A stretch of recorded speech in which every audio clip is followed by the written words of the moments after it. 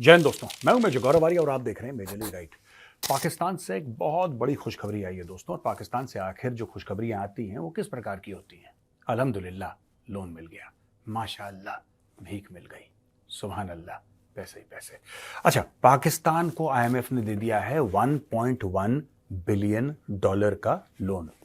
1.1 अरब dollar का पाकिस्तान को loan मिल गया, जो कि एक स्टैंड बाय अग्रीमेंट, एसबीए बोलते हैं, स्टैंड बाय अग्रीमेंट है कि ठीक है तुम इतना पकड़ लो, इतना बाद में देख लेंगे। दोस्तों, इसको सुन के पाकिस्तान में खुशी की लहर दौड़ उठी है। लोग एक दूसरे को मुबारकबाद दे रहे हैं, मिठाइयां खिला रहे हैं। ऐसा क्यों हो रहा है? इससे होगा क्या पाकिस्तान का? और पाकिस्तान को जो पहले 23 बार मिल रखा है पैसा, इसको मिला के 23rd बार ये पैसा मिलेगा पाकिस्तान को, जो 1.1 बिलियन मिलेगा। आज तक पाकिस्तान ने आईएमएफ से आखिर पैसा लिया कितना है? सोचने वाली बात है। कितने अरब डॉलर ये लोग गटक गए हैं, गटक गए, डकार तक नहीं आई वापस। कितने पैसे ले चुके हैं और वो पैसा कहां कहां डिप्लॉय हुआ? अगर पाकिस्तान को जितने भी लोन मिले दोस्तों, इन्होंने यूएई से लोन लिए, यूनाइटेड अरब अमीरात से लोन लिए, इन्होंने चीन से लोन लिए, इन्होंने सऊदी अरब से लोन लिए, इन्होंने अमेरिका से लोन लिए, इन्होंने यूरोपियन यूनियन से लोन लिए, इन्होंने आईएमएफ से लोन लिए, इन्होंने वर्ल्ड बैंक से लोन लिए, इन्होंने एडीबी, एशियन डेवलपमेंट बैंक से इन्होंने लोन लिए, और इन्होंने कई और किस्म के लोन लिए जो मुझे नहीं पता, कम से कम, क्योंकि ये भाई लोग नए नए रास्ते निकालते रहते हैं पैसे मांगने के। हमें पूरा थोड़ा ना पता होगा ये लोग अंदर ही अंदर क्या कर रहे हैं। इतना पैसा पाकिस्तान के अंदर आ चुका है कि आज की तारीख में पाकिस्तान को दुबई होना था, पाकिस्तान दुबई जैसा दिखना था। अब वो पाकिस्तान की तरह दिखता है, तो ये सोचना पड़ेगा कि पैसा जाता कहां है आखिर। और जो 1.1 बिलियन अभी हां बोल दिया है कि भैया पैसा आएगा, जिसकी वजह से पाकिस्तानी बड़े फक्र के साथ ये कहते हैं कि अब हमारा स्टॉक मार्केट मजबूत हो गया है, और अब रुपए की जो कीमत है डॉलर के सामने वो भी बड़ी मजबूत हो। ये कभी ये नहीं पूछते कि क्यों मजबूत हो गई। भाई, तुमने ऐसा कौन सा सॉफ्टवेयर नया बना लिया जिससे तुम्हारे मार्केट में उछाल आ गई? कौन सा तुमने ज्यादा टैक्स कलेक्ट कर लिए? कौन सा ऐसा हुनर आ गया पाकिस्तानियों में? ऐसी कौन सी सॉफ्टवेयर प्रोग्राम कर ली? ऐसा कौन सा वैक्सीन बना लिया? ऐसी कौन सी चीज तुमने इजाद कर ली जिससे मार्केट में उछाल? ये तो भीख के पैसे हैं, ये तो भीख के पैसे हैं जिसकी वजह से तुम्हारी मार्केट में उछाल आ रहा है। उसी में तुम अल्हम्दुलिल्लाह, सुभान अल्लाह, बिस्मिल्लाह करते रहते हो। अब मैं एक और बात पूछना चाहता हूं भाई पाकिस्तानियों से। अब इन भाई लोगों ने बोला है कि यह काफी नहीं है, हमें 6 से लेकर 8 अरब डॉलर मई में चाहिए।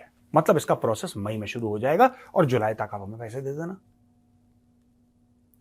यानी कि अभी निवाला इनके मुंह में गया नहीं है, प्लेट में रोटी आने की बात हुई है, रोटी किचन से चल चुकी है, रोटी किचन से चल चुकी है। ये अपनी आंखों से देख रहे हैं, रोटी आ रही आ रही आ रही आ रही है। रोटी के प्लेट में गिरने से पहले इन लोगों ने पहले बोल दिया कि 5 रोटी और ले आओ। ये खाई नहीं अभी तक, ऑलरेडी 5 रोटी और का इन्होंने ऑर्डर दे दिया है। यानी कि ये अब आईएमएफ से कह रहे हैं कि भैया ऐसा है, सुनो, साफ सीधी बात है, आप लोग हमें 6 से लेकर 8 अरब डॉलर और दे दो। हमें सख्त जरूरत है यार इस चीज की, हमें पैसा चाहिए, आप हमें कहीं से भी पैसा ला के दो। तो आईएमएफ इनको पैसा देगा कि ये दामाद है आईएमएफ के। भाई ये दामाद है, इनको बैठ के खिलाएगा ना आईएमएफ। दाल रोटी तो आईएमएफ को खिलानी है, खुद अपने आप को पालने की जिम्मेदारी पाकिस्तानियों की है नहीं। खुद का पेट भरना, खुद बच्चों का पेट भरना, खुद माँ बाप की दवाई, खुद बच्चों का इल्म तालीम ना, इससे आम पाकिस्तानी का कोई सरोकार नहीं है। उसका काम है बच्चे पैदा करना, और उसके बच्चे पालेंगे आईएमएफ या सऊदी अरेबिया या वर्ल्ड बैंक या यूएई या चाइना या अमेरिका या यूरोपियन यूनियन। कोई ना कोई तो मिल जाएगा बेचारा फरिश्ता जो इनके बच्चे पाल लेगा। ये पाकिस्तान का बिजनेस मॉडल है दोस्तों। अब हम एक और बात पे आते हैं।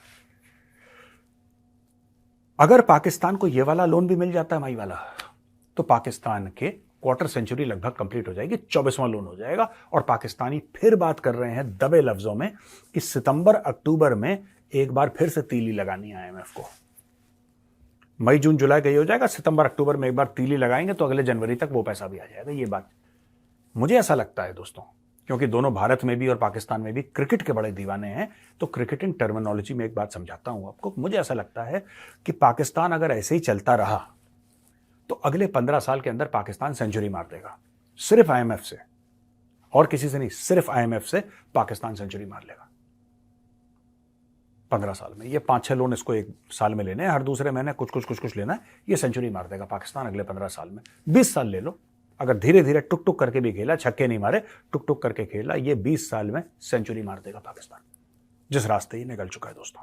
अच्छा, वहां पे पाकिस्तान लोन ले रहा है। पाकिस्तान के पार्लियामेंट में, जिसको पाकिस्तानी नेशनल असेंबली बोलते हैं, वहां पे शेख फजलुर रहमान जमातुल उलेमा इस्लामी के चेयरमैन हैं, उसके हेड हैं, और उनको मौलाना डीजल के नाम से भी जाना जाता है, क्योंकि जब बेनज़ीर भुट्टो की सरकार थी तो उनको डीजल की एजेंसियां मिली थी फर्जी तौर पे। इन्होंने खूब पैसा बनाया मौलाना साहब ने, राइट।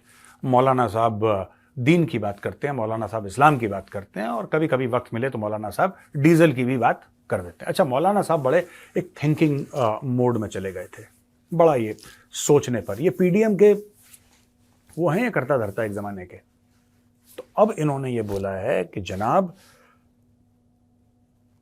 भारत जो है, दिमाग देखिए पाकिस्तानियों का, इतना ही दिमाग है पाकिस्तानियों का, भारत सुपर पावर बनने के रास्ते पे चल चुका है और हम लोग डिफॉल्ट के दहाने खड़े हैं, और डिफॉल्ट को अवॉइड करने के लिए हमें भीख चाहिए। अभी कोई नई बात नहीं है, ये सारे पाकिस्तानी आजकल ये कहते हैं कि भारत ही होने वाला है, भारत ही होने वाला है। और फिर पाकिस्तानी, हर एक पाकिस्तानी एक बात और कहता है, हर एक पाकिस्तानी एक बात ये कहता है कि साहब देखिए, दोनों देश एक ही दिन आज़ाद हुए, दोनों मुल्क एक ही दिन आज़ाद हुए, और कहाँ भारत कहाँ हम। पहली बात, मैं एक बात ये बता दूं कि जब अंग्रेज आया था वो पाकिस्तान नहीं आया था, भारत आया था, ठीक है। यानी कि जिसने गुलामी, जब जो पैदा ही नहीं हुआ था, जब भारत को गुलाम करा था अंग्रेजों ने, जब भारत के ऊपर कब्जा करा था अंग्रेजों ने, तो वो आज़ाद कैसे हो सकता है। पाकिस्तान 14 अगस्त 1947 को बना, पाकिस्तान आज़ाद नहीं हुआ था उस दिन, पाकिस्तान उस दिन बना था, ठीक है। भारत 15 अगस्त को आज़ाद हुआ था। और तुम में हम में बहुत फर्क इसलिए है क्योंकि हमारा इतिहास, जो हमारी तारीख है, वो 10,000 साल से पहले जाती है। तुम्हारी तारीख तो अभी कल के बच्चे हो यार, तुम कल के बच्चे हो, नैपी पहन के घूम रहे हो हमारे सामने, लंबी लंबी छोड़ रहे हो। खैर देखिए, तो मौलाना डीजल साहब ये कहते हैं, मौलाना फजलुर रहमान साहब, कि डीजल ये कह रहा कि भारत सुपर पावर की, यार भारत हर समय सुपर पावर की ओर नहीं जा रहा था। भारत ने भी बहुत बुरे दिन देखे, भारत ने गरीबी देखी, भारत ने ऐसा देखा कि जब भारतवासी भूख से मर जाते थे भूख से, खाना नहीं मिलता था, मर गए, जान उनकी चली गई, खत्म हो गए। फैमिन देखा हमने, बाढ़ आता था तो लोग ऐसे, बाढ़ में एक शॉट में बाढ़ आई, निपट गए, सूखा पड़ा, खत्म। फार्मर सोसाइटी, इसके ऊपर काम करना पड़ता है। और जो पाकिस्तानी खुशी मनाते हैं ना, सेलिब्रेट करते हैं कि एक ज़माने में हमारी इकोनॉमी भारत से बहुत अच्छी थी, वो तो भारत बाद में आगे निकल गया, लेकिन एक ज़माना ऐसा था जब हमारा रुपया भारत से, वो कैसे हुआ तुम्हारा रुपया भारत से अच्छा यार, कैसे हुआ तुम्हारा रुपया भारत से अच्छा, बताओ प्लीज टेल मी, कैसे हुआ। वो ऐसे हुआ क्योंकि अमेरिकन तुम्हें भीख देते थे यार, तुमने अपनी मेहनत से थोड़ा ना तुम भारत से आगे निकले कभी। तुम जब से पैदा हुए हो 14 अगस्त को, तुम भारत से आगे कभी अपनी मेहनत, अपनी औकात, अपने खून पसीने से नहीं निकले। सिएटो सेंटो के नाम पे कभी तुम्हें पैसा मिला, कभी इसके नाम पे पैसा मिला, कभी उसके नाम पे पैसा मिला, ये मांगे तांगे के करके तुम आगे हुए हो यार। और ये बात तुम्हें भी पता है। तुम कहते हो भारत से बड़ी तुम्हारी इकोनॉमी थी एक जमाने में। अच्छा, क्या बनाते थे उस वक्त भैया, कौन सा सॉफ्टवेयर बनाते थे ये समझाओ हमें, कौन सी कार बनाते थे, कौन सा टीवी बनाते थे, ये भी हमें बताओ ना कि पाकिस्तान की इकोनॉमी इसलिए अच्छी थी। सवाल पूछना तो तुम्हारे लिए हराम है, बिल्कुल सवाल तो तुम पूछोगे नहीं, पूछ नहीं सकते। तो मैं ये पाकिस्तानियों से कहना चाहता हूं, देखो डीजल बकवास कर रहा है, डीजल फालतू की बातें कर रहा है। कंपेयर करना, आपका भारत से कोई कंपैरिजन बनता नहीं है। बात यह नहीं है कि आप लोग भीख, आप में इखलाक की कमी है, पैसे की कमी तो भारत के पास भी थी यार, पैसे की कमी तो हर एक मुल्क की होती है। श्रीलंका में पैसे का क्राइसिस नहीं आया था, श्रीलंका डिफॉल्ट कर गया था, लेकिन वहां के लोगों में इज्जत, वहां के लोगों में जिसको कहते हैं कि गैरत कूट कूट के भरी, अपने वजीरों के घर में घुस गए थे, कॉलर पकड़ के सड़क पे ले आए थे। पूरे जितना भी उनका पॉलिटिकल सिस्टम था उथल पुथल कर दिया। उनके बड़े बड़े मंत्री जहाज पकड़ के रातों रात भाग गए, और फिर उन्होंने बोला कि ठीक करेंगे मुल्क, ठीक करेंगे अपना मुल्क, और ठीक करा। आज की तारीख में श्रीलंका अपने पैरों पर खड़ा हुआ है। और आप लोग पता है क्या कर रहे हैं? जो भी डीजल ने बोला ठीक है, वो अपना चूरन बेच रहा है डीजल पार्लियामेंट में आपकी। You are just postponing the inevitable.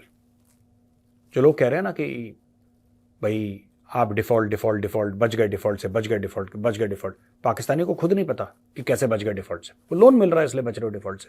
जिस दिन लोन नहीं मिलेगा आप डिफॉल्ट कर जाओगे, क्योंकि आपने खुद को सुधारा नहीं, आपने खुद की कैपेबिलिटी डेवलपमेंट नहीं करी।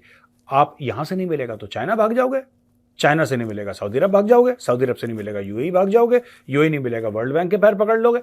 आपको तो पैसे से मतलब है, कहीं से भी आए, खुद कमाना है नहीं आपको।